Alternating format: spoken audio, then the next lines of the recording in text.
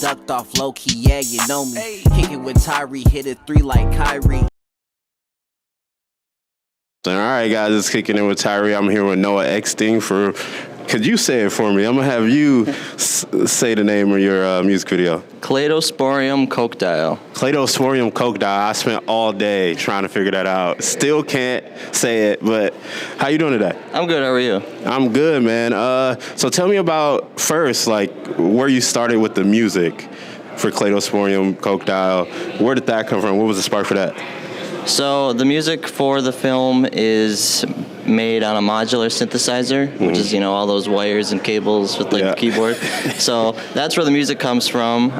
So it's electronic music, and I'm a composer, but I'm classically trained, not trained in that stuff. So I kind of just plug stuff in, and if I find sounds that sound good, then I just follow that. And then at some point, hopefully, a piece appears in my head where I can see kind of like some sort of arc, and that's where the music came from. So for the film, did the film come first or the music come first? The music came first, and I had always wanted to marry my electronic music with a visual medium.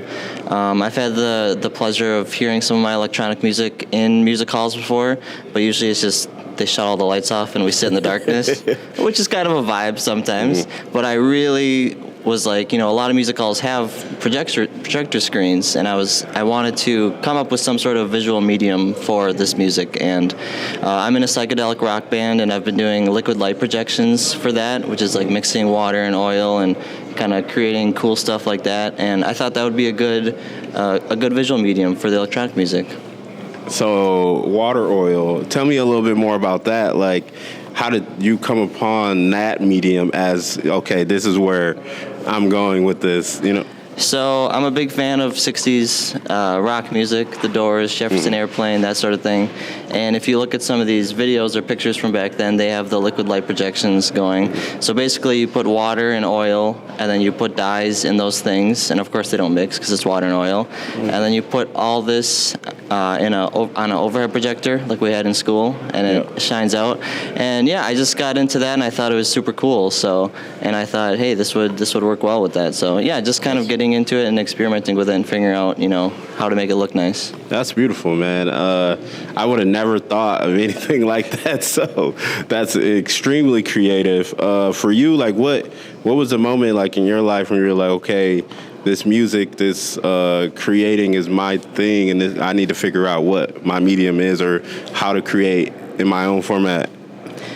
Well, I'm not sure if I figured out my medium yet. This is my first film, and I've only been working in the liquid light projections for less than a year.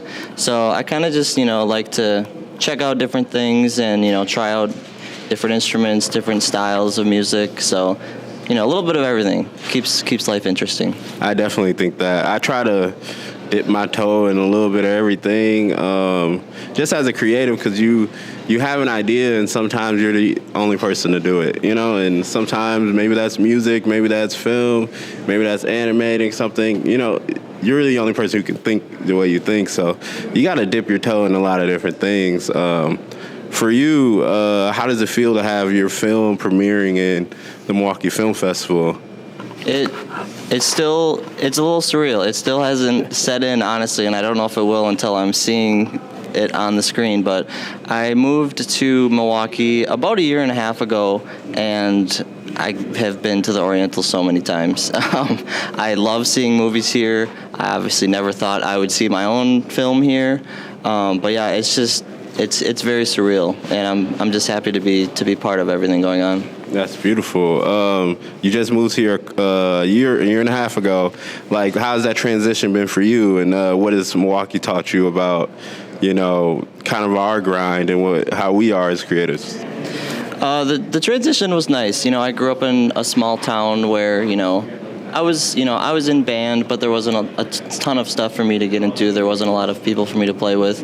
And then I went to school, and I was like, playing with a lot of people for the first time. I was like, this is really cool. So I knew that when I eventually moved out, it would have to be a bigger city so that there was a big playground for me to play in. And you said grind, but I guess I don't really feel the grind. Everything just feels fun. You know, I'm a music teacher. I'm a freelance piano player. I'm in a rock band. We play shows all the time. I've recently got into filmmaking and photography. And I don't know, to me it just doesn't feel like a grind. I feel like I'm just having fun all the time. You're in the flow state, you know?